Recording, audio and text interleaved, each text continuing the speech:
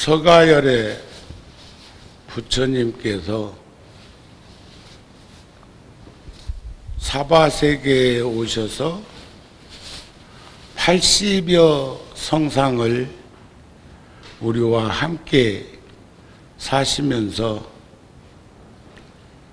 눈빈이 동사는 외할머니 이름이고 눈빈이 동사는 갑이라국에서 외갓집으로 가다가 중간에 산통이 있어서 무수나무를 붙잡고 구담 고우따마 실따르따 태자가 이 세상에 태어난 날이라고 하고 천상천하의 유아독전이라고 하는 인간 존엄 선언을 하셨다고 합니다. 사방칠보 하시면서 천상천하에 우리 모두는 다 존귀하다. 내가 함께 살아가고 있는 모든 이들에게 안심, 민명, 편안함을 안게 하리라 하시는 선언을 태어나자마자 하셨다고 그렇게 말을 안 합니까? 29세 때 출가를 하셨고 출가하기 전까지 어머니는 태자가 태어난 지 일주일 만에 생을 마감하셨고 아무리 부귀영화를 누리는 꽃방석에 앉아있는 그런 귀한 몸이라 할지라도 태어나자마자 어머니를 잃었고 또 사물을 관찰할 때 약육강식하는 다양한 일들을 보고 또 철이 들어서 생로병사를 목격하면서 출가를 결심하게 된 게 29세 때라고 하고 6년 동안 참 많은 고행자들하고 출가자의 길을 걸을 때 훗날 부처님께서 그런 수레를 하시죠. 머리를 만지면 팥불이 뽑히듯 하고 얼굴을 쓰다듬으면 덜 익은 오이 쥐어 뜯어서 그늘에 말려놓은 듯하다. 배를 만지면 등살이 잡히는 것이 마치 배 틀의 줄을 보는 것과 같고 그런 등등 과거에 어떤 고행자도 이런 고행은 할 수 없었고 미래의 어떤 수행자도 이런 고행은 해서 안 되겠다고 하는 그런 말씀을 수레하시기도 하고 35세에 니련선화 강가에서 소치는 여시가의 수자타로부터 선왕당에 올렸던 유미죽 쌀 방아를 치고 그 찌꺼기를 우유에 타서 만든 것을 유미죽이라고 그러는데 지금도 인도에서는 그 죽을 도리어 귀한 손님이 오면 음식 중에 꼭 그렇게 만들어서 내놓는 그런 모습도 목격한 적이 있습니다. 45년 동안 전법의 길을 걸으셨고 80에 구시나가라에서 쌀알상수 나무 밑에서 열반에 드시고 우리가 이번에도 11일 날 2월 11일 날 성지순례를 가서 21일 날 한 30여 명의 불자가 열애사 주지스님이 인솔해서 댕겨왔는데 성지를 가면서 그곳에서 기도하고 함께 하면서 공유하는 시간을 내려놓은 시간 속에서 함께 하면서 많은 생각들이 들었을 걸로 봅니다. 열애사 법당에 와서 뭐 새롭게 보이는 것 안 보이세요? 안 보여? 어떠세요? 우리 어렸을 적에는 주로 관음전 같은 법당에는 저렇게 오방천이 장엄해가지고 걸려 있었는데 어느 날 보니까 신중탱화가 법당에서 큰절 법당에서 사라지기 시작할 때부터 함께 소멸된 것이 아닐까 싶었고, 링림포체 스님이 한국에 올 때 법당에 뭘 장엄했으면 좋겠다 그런 생각으로 걸어놨었는데 좋지요. 제가 뉴욕 원각사에 짐을 실어가면서 컨테이너 한 100대 정도가 한국에서 뉴욕으로 실어갔는데 그때 그 짐 속에 열애사 걸 제가 빌려가고 이번에 인도에 가서 티벳 사찰에 있는 저걸 구해가지고 이번에 이제 열애사 주지스님이 모셔와서 저렇게 장엄을 하니까 저번 주에 왔을 적에 보니까 참 좋고 좋더라고요. 좋으시죠? 법당이 더 편안해지고 밝아진 것 같은 생각이 듭니다.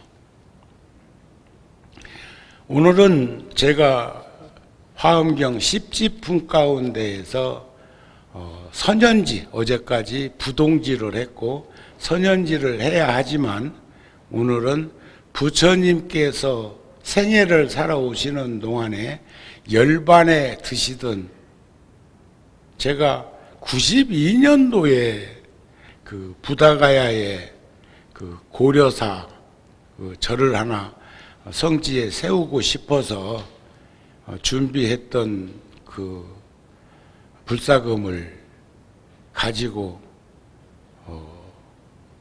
땅을 구하는데 재정적으로 좀 부족해서 제가 날짜도 잊어버리지도 않네요. 3월 8일 날 국회의원 투표 선거하고 저녁 비행기로 인도로 건너가가지고 부족한 돈을, 그때는 5,000불 약 400만 원, 그때는 800원 할 때니까 한 400만 원, 그리고 두 사람이 가서 한 1,000만 원 정도를 더 불사금으로 주고 온 것이 벌써 30년이 넘었네요. 그때 음력으로 열반제일이, 그리고 또 경전에 보면 부처님이 구시나가라 쌀아상수 나무 밑에서 열반에 드시자 무수 나뭇잎들이 눈송이 떨어지듯 떨어졌다. 그런, 이번 우리 저 카렌다에 보면 1월 달에는 수미산이고 표지사진은 부처님이 깨달음을 이루신 성도지 부다가야 대탑의 상준부를 이렇게 망원렌즈로 땡겨가지고 사진을 했고, 2월 달에 보면 보리수 나뭇잎이 한 잎이 나와 있고 그 다음에 촉수를 틔우는 게 쭉 나와 있는데, 본래 인도에 있는 보리수나무가 대부분 그렇게 잎을 떨어뜨리고 피우지 않고, 부처님 열반제일 때 내가 목격했던 일입니다. 열반제일 때 부다가야 보리수 나뭇잎이 3, 4일 사이에 잎이 지고 잎이 피고, 그러니까 옷을 입은 상태에서 옷을 새롭게 보리수잎을 갈아입는 모습을 목격을 했고, 그때 그 오리지널 보리수잎이 너무 좋아서 한국에 가져와 가지고 불자들한테 나눠주면 좋겠다 싶어서 책갈피에다가 떨어지는 보리수잎을 이렇게 꼽아 가지고 숙소로 돌아와서 그걸 그 침대포에다가 쏟아 부어 놓고 또 가서 떨어지는 잎을 더 좀 책갈피에다가 넣어가지고 와서 한 사람이라도 더 나눠주면 좋겠다 하는 그런 마음이 들어가지고, 여러분들 여름에 화분에 국화를 키워보신 분 계세요?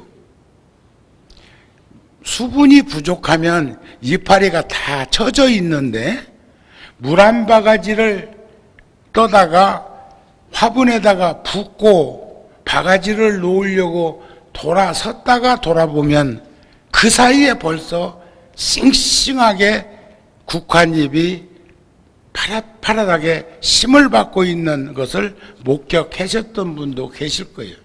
그런데 그 보리순 잎이 떨어진 거 주워올 때까지는 아무렇지도 않았고 책갈피에다 꼽을 때도 아무 일이 없었는데, 그 보리순 잎을 차근차근히 모아서 가져오고 더 가져오려고 하는 마음을 내고 쏟아 부숴놓고 책을 책상에다가 놓으려고 돌아섰다가 돌아보는 사이에 그 사이에 벌써 다 보리순잎이 도로로 도로로 낙엽이 되어서 말려있는 걸 보면서 아무것도 아닌 것 같지만, 그때 30년 전에 정우 스님은 충격받았어. 그리고 대단한 것을 목격하게 되었어. 사람으로 말하면 그 오리지널 보리순잎이 성인이라고 치자 이거예요. 부처님이라고 생각해보자 이거예요. 우리는 그 탑이나 또는 보리순잎을 초기 불교에서는 부처님을 상징적으로 표현을 했던 적이 있었습니다.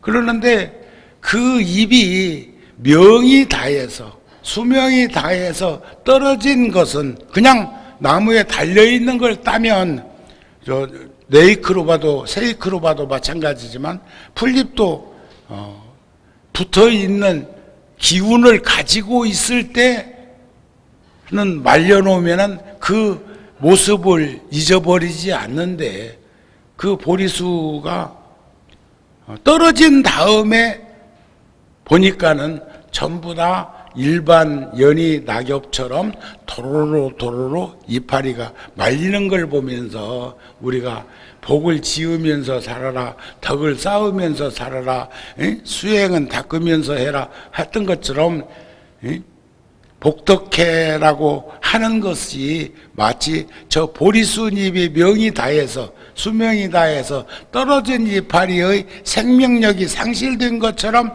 세상을 살아서는 안 되겠구나 하는 생각을 그때 하게 되었는데, 그땐 무척 감격스러웠었다고요.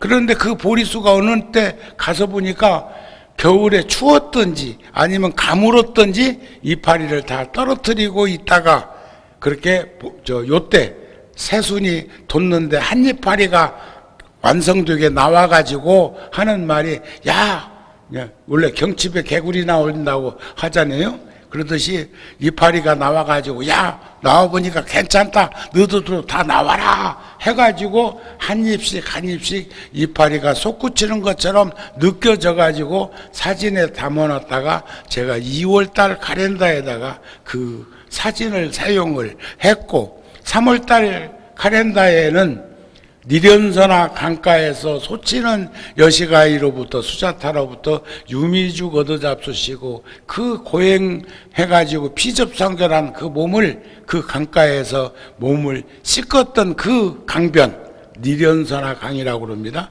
거기에 나무 한 그루가 지나가는데 그렇게 저 전정각산까지 품에 안고 있는 듯 보여서 그것을 한카트 작년 5월 달에 찍어놨던 것을 이번 달에 사용도 했다, 그런 말씀입니다. 아시겠죠?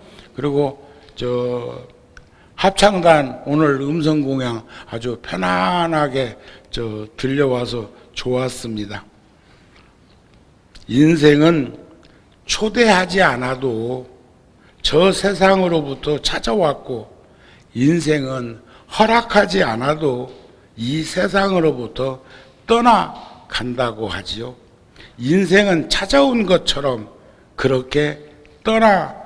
가는 것입니다. 그런데 그것이 우리들은 내 마음대로 이루어지지 않는, 요즘 유튜브에 보니까 그 환생과 빅뱅이라고 하는 뭐 방송국의 방송이 티베트 불교와 과학, 그 물리학 이런 것으로 하고 연결 짓는 것도 하고, 어저께 새벽에는 제가 BBC, 어저께는 제가 BBS라고 그러는데 BBS는 불교 방송이고 BBC 영국 방송, 아주 유명한 방송국에서 다큐멘터리, 그러니까 종의 기원처럼 생명의 기원에 대해서 과학자들이 연구하고 있는 그것을 그들이 불교만 좀 알면 색즉시공, 공즉시색, 수상행식, 역부여시, 오혼이 공함을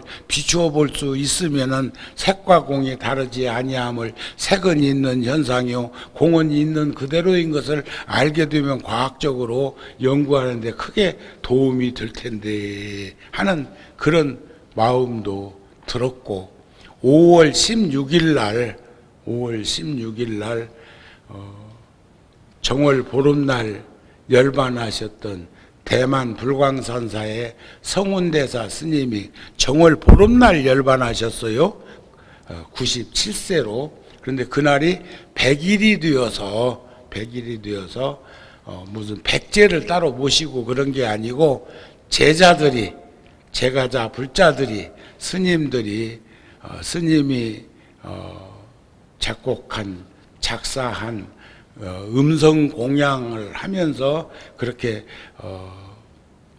이번에 열반하셨을 때 제가 대만 불광사에 잠깐 갔다 왔는데, 그때도 보니까 불교 음악을 끊임없이 스님 영전에 들려드리는 것이 마치 연불하고 있고 경전 독송하고 있는 것처럼 그렇게 했었는데, 그쪽에서 연락 오기를 내가 참석했으면 좋겠고, 또 스님이 여러 가지 일을 하는 중에 합창단이 있으니까 합창단에서 와서 스님 영정 앞에 와서 음성 공양을 해줬으면 좋겠다 하는 그 말씀이 있었어요. 합창단 들으셨습니까?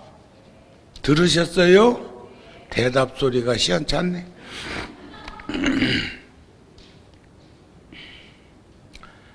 자, 갈 겁니다.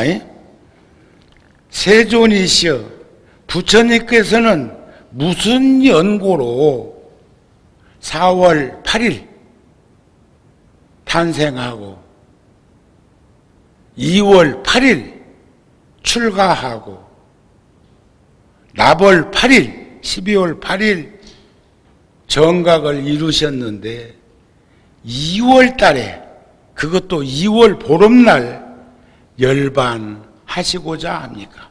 이번에 참 최초의 사원이었던 중림정사가 있고, 부처님께서 빈비사라 왕과의 인연으로 최초의 사원, 최초의 설법은 사르나트에 있는 녹야원에서 함께 공부하던 이들이 타락했다고 유미죽 얻어잡수시는 거 보고 목욕하는 거 보고는 떠나버렸는데, 그들을 찾아가 가지고 사제, 팔정도, 연기법을 설법함으로 해서 최초의 제자들이 교진여 등 오비구죠. 그래가지고 교단이 형성이 됐는데, 이번에 한국에서 스님들과 제가자가 108명이, 물론 뒷바라하지 않은 그런 스텝진도 많이 갔습니다만, 그 일로 인해서 참 많은 불자와 스님들이 성지순례를 더 가는 모습을 보게 되었습니다. 녹야원에서부터 걸어서 부다가야까지 와서 영축산으로 해서 나란다 대학 있는 데로 해서 또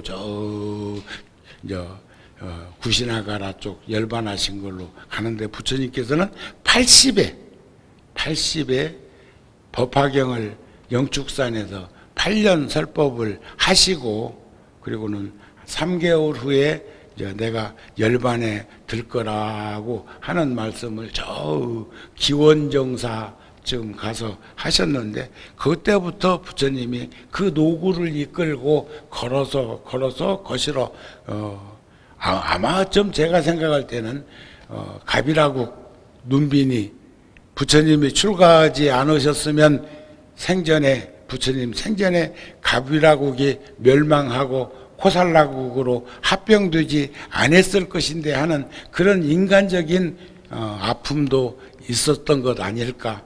그 전쟁이 일어나려고 가비락을 침범하러 올 때 부처님께서 기원정사 쪽에 21년 머무르실 때 그때 뙤약볕에 나가서 죽은 나무 밑에 가서 서 있으니까 그 왕이 부처님의 그 걱정하는 것을 알고 되돌아가고 했는데 네 번째 또 침공하려 오니까 부처님이 그 밖에 나가지 않고 그냥 정사에 계셨다고 하는 기록문이 있고,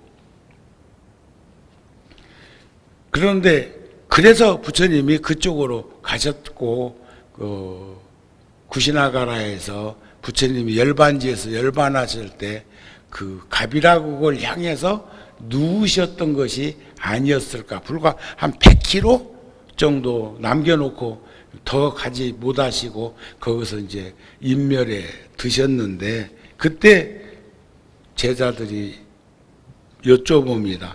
무슨 연고로 2월에 열반하시고자 합니까? 2월 달에. 그것도 2월 보름날. 저 성운대사는 정월 보름날 열반하셨어요. 2월은 봄이다. 봄에는 만물이 자라나고 꽃이 피고 열매 맺고 강물이 많아지는 연휴는 날이 풀어지니까 설산의 눈들이 녹기 시작하고 그런 말이죠. 온갖 동물들이 새끼를 낳는 그런 때이므로 중생들이 흔히 참 좋은 때다, 참 항상하다, 이런 생각을 내게 될 것 같다. 중생들의 이러한 항상하다는 생각들을 깨트리기 위해서 모든 법은 제법은 무상하고 열에 부처님만이 항상 있어서 변하지 않는다고 말하고자 한다. 2월 달에 열반하시는 연휴는 그렇게 만물이 온갖 생성하는 그런 시절이라 항상하다는 생각을 가질까 봐서 부처님이 2월 달을 택해가지고 열반하시고, 보름날 열반하시는 연휴는 그 만개 한 달이죠. 만개. 다 8일. 초생달보다 조금 더 큰 그런 때였는데 부처님이 보름날 열반하신 것을 그렇게 표현하시는데, 부처님이 열반에 드시고자 할 때에 아란존자는 부처님하고는 혈육으로는 사촌 동생입니다. 대바달타도 사촌 동생이요. 부처님 해치려고 했던 대바달타도. 그러는데 아란은 부처님께서 정각을 이루시고 35세의 깨달음을 이루시고 한 20년쯤 되었을 때 부처님께서 부처님이 55세 때 누가 나를 좌우에서 보자 보필하면서도 그러고도 이익을 잃지 않겠느냐 했더니, 여기서 이익이라고 하는 것은 상구보리, 대중과 더불어 하와중생, 이런 출가자의 근본을 잊어버리지 않겠느냐 이렇게 물은 거예요. 나를 보자 보필하면서도 소임자들이 소임보다가 소임에 매여가지고 자기 인생은 아무것도 못하고 사는 이들도 더러는 있고, 우리 어머니들 가운데서도 자기의 꿈을 결혼과 더불어 접고 남편 내조하고 자식 키우다가 어느 날 돌아보니까 허망하고 허탈하고 허전한 일들이 꽉 차가지고 부르르 부르르 부르르 떨기 시작하면서 시집살이를 시키기 시작한다네. 보살은 안 그러겠지만 여성들이 한 40 넘고 한 50, 갱년기 지나고 나면 남자하고 성격이 엇비슷해져가지고 계속 시비한다며. 밥 달라고 하면 조금 전에 먹고 또 먹냐 이런다네. 때가 돼서 밥을 달라고 그러는데도 아니 먹고도 배고프면 또 달라고 할 수도 있는데 네가 챙겨 먹어라 이런다네.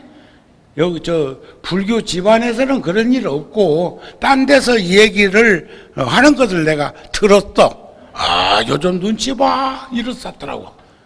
별일이요. 응? 그래요? 여러분들은 그런 일 없지? 네, 고맙습니다. 그러듯이 참 어찌 보면 인생이 허망해가고 무상해야 되는데 인생이 허망해가지고 허탈해가지고 허전해가지고 청춘을 보상하라고 또 들들들 볶는 건 아닌지 몰라. 지 인생 지가 살았지 누가 살으라고 했냐? 응? 여기서도 마찬가지요.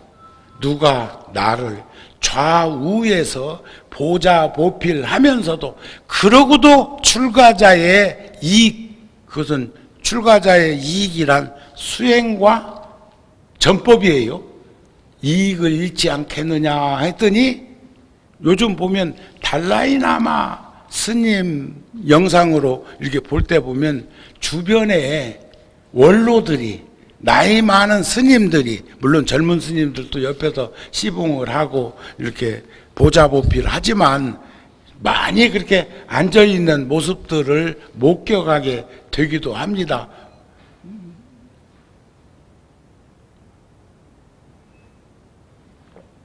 그런데 상수제자들, 부처님보다 어쩌면 나이가 더 많은 이들이 이번에 우리나라에서 그렇게 많은 스님들이 지금 걸어서 1100km가 넘는 그 거리를 43일간에 걸쳐가지고 지금 걸어서 도보로 순례하고 있고 신신과 원력으로 그렇게 정진하고 있는데 우리도 이번에 영축산 가다가 부다가야에서 영축산 가다가 한 4차례 잠깐 들렸는데 태국절에 들렸는데 거기도 마당에 텐트가 수십 개가 쳐져 있는 거예요. 그게 뭐냐면 그 스님들도 지금 성지를 걸어서 남방불교는 오래됐어요. 그렇게 한 지가 부처님의 그 행적을 따라서 그래가지고 어떤 이들은 맨발까지 벗고 다니고 지금도 남방불교에서는 평소에는 신발을 신고 다니는데 부처님 당시에 신발 없었던 거 아니에요. 스리퍼 같은 건 있었다고요. 그러는데 탁발하러 갈 때는 부처님이 부처님이 차제거리하야 환지본초하고 세족이 부좌이자는 게 그 부처님이 탁발을 하고 와가지고 발을 씻고 손을 씻고 공양을 하고 자리를 비고 앉았다 그런 대목 나오잖아요.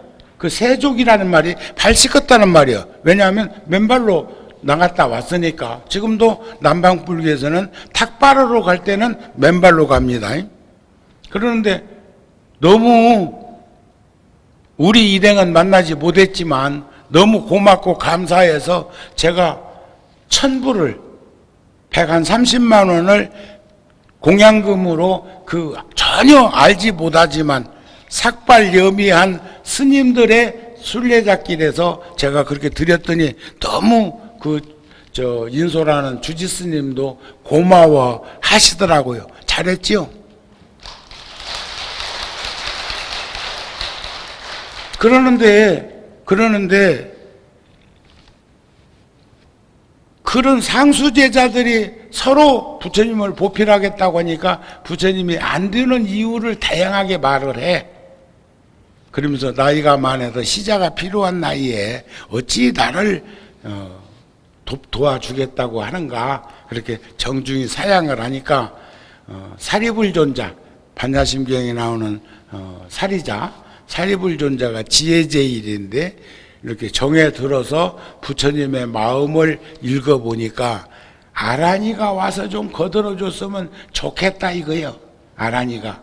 그러니까 아란이한테 가가지고 그 얘기를 했다 하는 게 딱 거절해버려. 연유는 첫째는 혈육지간이야. 그리고 마치 부처님 이렇게 보필하는 것이 부처님이 별청 가면 맛이 탁발하러 안 가고 음식 해놓은 집에 가가지고 밥 맛있는 공양 얻어먹으려고 부처님이 옆에 있나? 또 부처님한테는 아무리 그래도 깨끗하게 좋은 천으로 옷을 지어서 드렸을 건데 아란 이거 네 입으라 하고 입던 옷이라도 내물려 줄 수도 있잖아요. 스님도 뭐 그렇게 하고 있지만은 그러니까 그런 거 저런 거 해가지고 여러 가지로 이 얘기를 하는 중에 꼭 부처님이 나를 필요로 한다면 내가 출가하기 전에 하셨던 본분 다시 해달라. 등등등등등 하는 중에 한 가지가 또 있어. 시도 때도 없이 부처님 처소에 출입할 수 있도록 해달라. 자, 이것도 굉장한 거예요. 그랬는데 부처님이 열반에 드시기 직전에 아란이를 칭찬할 때, 슬피 울고 있는 아란이를 칭찬할 때 부처님이 그러세요. 아란은 때 아닌 때 한 번도 내 방에 출입한 적이 없다. 여러분들도 집에서 식구끼리 같이 살지만 성장한 자식들 방에는 그렇게 함부로 들어가는 거 아니에요? 그리고 반드시 놓고 가야 돼. 아셨습니까? 응? 아이고 부자지간에 모녀지간에 하면서 쓱쓱쓱쓱 들어가고 그러는 게 아니다 이게. 그리고 또 장성해가지고 결혼해서 한 집에 3대가 같이 사는데 또 그런 집에서도 며느리 방에 쏙쏙 들어가고 서양서는 꿈도 못 꿀 얘기인데 근데 아라는 그렇게 허락받았지만 한 번도 때 아닌 때 내 방에 들어온 적이 없다. 이런 칭찬도 열반경에 보면 나와 있는데 그때 아란이가 이제 부처님을 그 후에 한 25년 근접거리에서 시봉을 했습니다. 그리고 부처님이 열반하실 때도 옆에 있었어. 아란나야, 나는 이제까지 모든 법을 가르쳐 왔다.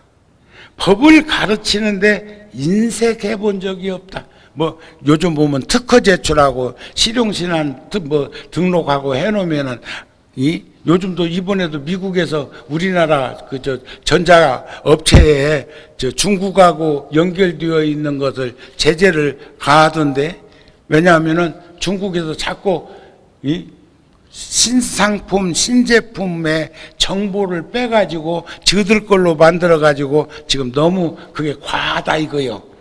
그래가지고 잘못하면 중국에서 철수해야 되겠던데 미국 눈치 안 볼 수가 없잖아요. 미국은 국제사회의 민주경찰 역할을 하고 있다고 생각하잖아요.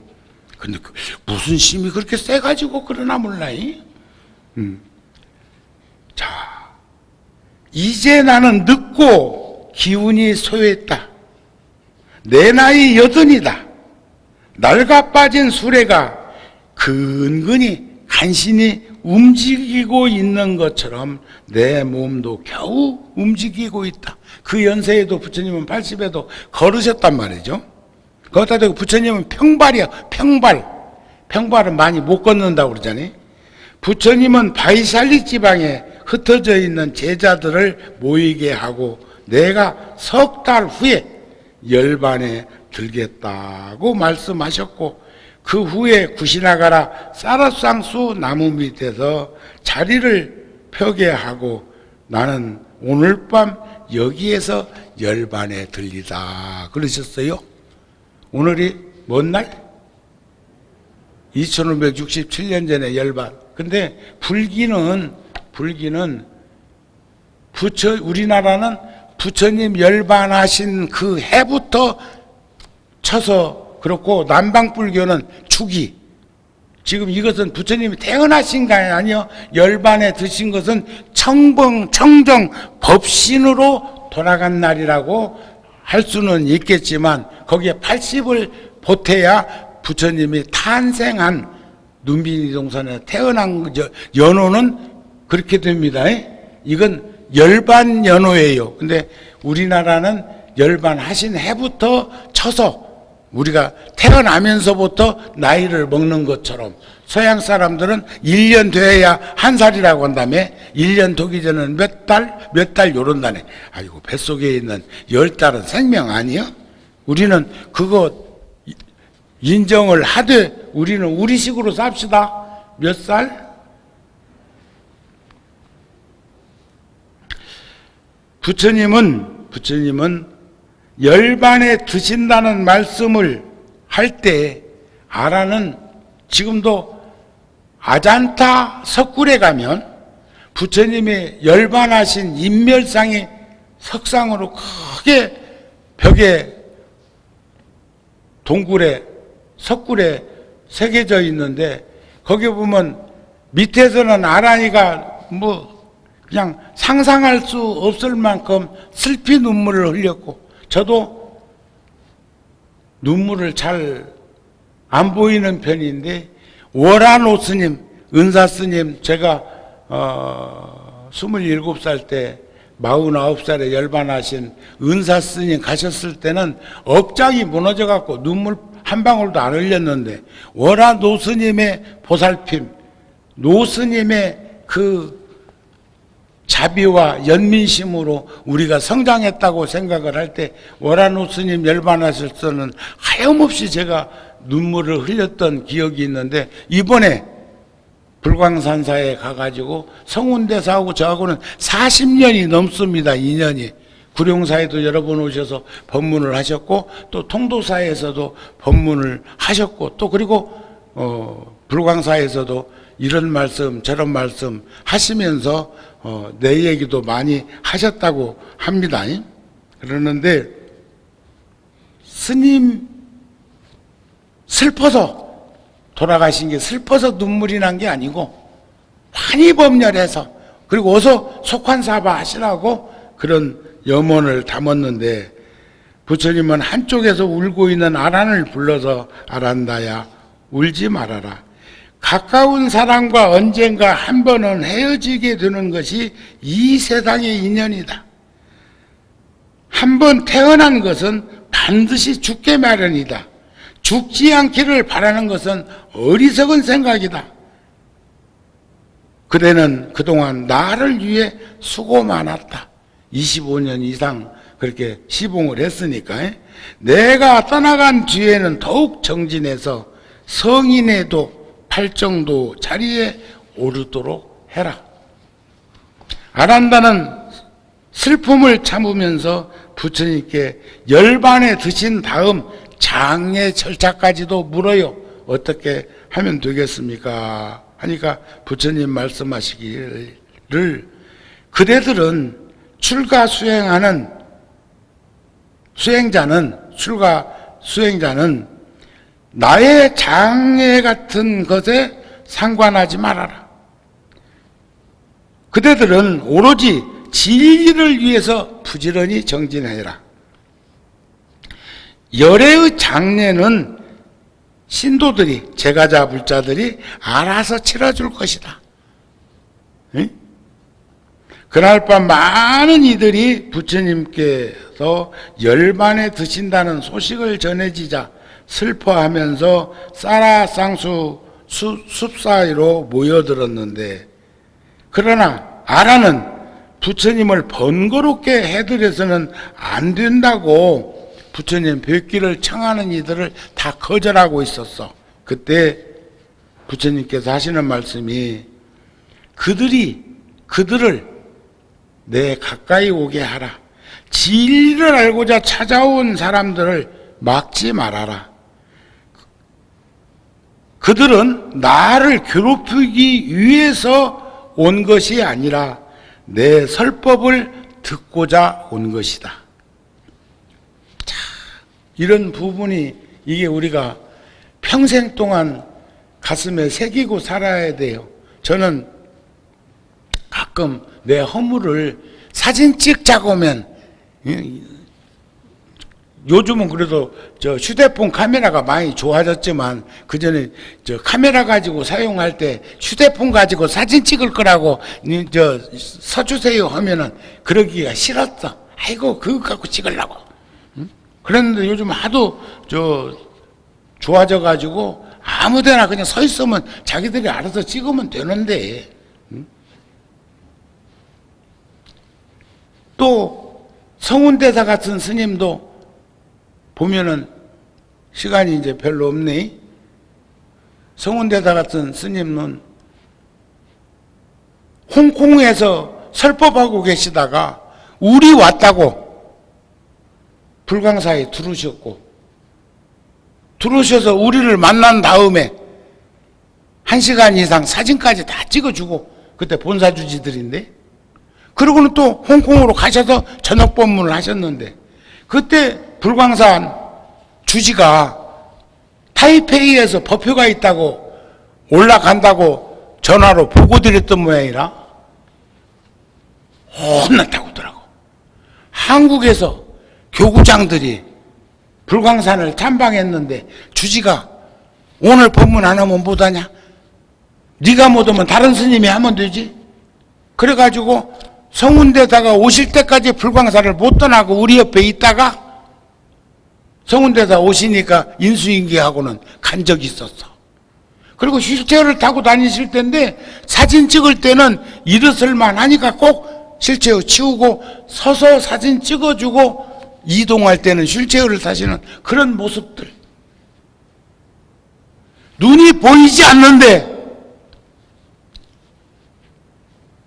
수천 수만 장의 글을 써서 인연 맺기 위해서 사국에 종이에 떠올릴 수 있잖아요. 눈 감고도 붓 들었으니까 과거에 많이 쓰던 자리니까 넉자백이 글로 나중에 만년에는 그것조차 안 보이니까 큰 글만 쓰고 작은 성운이라는 그 이름은 쓰지 못해갖고 낙관으로 대신했다는 말을 제자들이 하는데도 가슴이 저릴 만큼 뜨겁더라고요. 자, 보세요. 진리를 알고자 찾아온 사람을 막지 말아라. 나를 괴롭히기 위해서가 아니라 내 설법을 듣고자 해서 온 것이다. 그들은 내 말을 들으면 곧 깨닫게 될 것이고, 그리고는 다정한 음성으로 그동안 내가 설한 내용에 대해서 의심이 나는 것이 있거들랑 물어라. 지금이 적절할 때다. 어려워 말고 어서 물어라. 아라는 이때 부처님의 가르침에 대해서 의문을 지닌 사람이 없다는 말을 하고, 그때 부처님께서 끝년에 그런 말씀하시죠. 너희들은 저마다 자기 자신을 등불로 삼고 자등명, 자기 자신을 의지하여야 하라. 진리를 등불로 삼고 의지하여라. 법등명, 이 밖에 다른 것에 의지해서는 안 된다. 그리고 그대들은 내 가르침을 중심으로 서로 화합하고 공경하며 다투지 말아라. 물과 우유처럼 할 것이요 물 위에 기름처럼 겉돌지 말아라. 이런 말씀을 하셨어요. 자, 보세요. 내가 떠남을 보고 죽음으로 알지 말아라. 열반은 죽음이 아니니라. 이 가르침대로 살아가면 설사 내게서 멀리 떨어져 있더라도 그는 항상 나와 함께 하는 것이요, 이 가르침대로 살지 않는다면 나와 함께 있어도 내 그림자나 내 발자국처럼 함께 하여도 그는 아주 멀리 있는 것과 다름이 없느니라. 죽음이란 육신의 죽음이라는 것을 잊지 말아라. 이 육신은 부모에게서 받은 것이므로 늙고 병들고 죽는 것은 어쩔 수 없는 일이다. 열애는 이 육신이 아니라 깨달음의 지혜인 것이다. 육신은 여기에서 떠나더라도 깨달음의 지혜는 영원히 진리의 길에 살아있을 것이다. 내가 떠난 후에 내가 말한 가르침이 곧 그대들의 스승이 될 것이니 모든 것은 덧없나니 게으르지 말고, 무상하나니 게으르지 말고 정진하여라. 오늘 제가 제9 선해지를 해야 되지만 열반제일이어서 부처님이 열반경에서 마지막 설하신 가르침을 바탕으로 해서 말씀을 드렸습니다. 아셨죠? 성운대사도 상당히 길지만 열반경처럼 한 권의 책으로 이루어진 건 아니지만 성운대사가 마지막으로 제자들에게 유언을 남기셨는데 부분적으로 발췌해서 이 얘기를 하려고 합니다. 불광산, 불타, 기념관 등 불광산사의 토지 및 모든 분원과 포교당 300곳이 넘습니다. 도량에 어느 한 곳도 국유지가 아니고 임차한 것도 아니며 모두 다 사중에서 삼부 정제로 점차적으로 사들인 것들이다. 일체 모든 것이 다 불광산 사중 소유로 함께 투자한 누구도 없고 연루한 이도 없으며 빌리고 빌려준 것도 없다. 사중에서는 계산 이래로 외부와 돈을 빌리거나 빌려준 적이 없다. 이런 말씀을 하세요. 그러니까 학교도 종합대학을 각국의 6지역에 세우셨는데 만일에 내가 떠난 다음에 학교를 제대로 운영할 수 없는 재정 상태가 되고들랑 팔지 말고 운영할 수 있는 이에게 기증하라 그러셨어. 학교를 법인을 사고 팔지 말고. 자, 이건요 그냥 가슴이 뭉클합니다. 출가자는 사유재산이 있으면 안 됩니다. 아니 여러분들한테는 시주하라고 하면서 지가 갖고 있는 건 지 거냐? 출가자는 사유재산을 최소한의 것 외에는 가지고 있으면 안 된다는 것을 성운대사가 이렇게 보이는 이런 모습도 저에게는 40년 전에 좋은 선지식을 만난 것이 참 좋은 인연이고 복된 인연이었구나 하는 마음을 가지게 되었다. 그런 말씀입니다. 오늘 부처님 열반제일에 대한 거 이제 좀 가닥이 잡히셨습니까? 오늘 법문은 여기서 마치겠습니다. 성불하세요.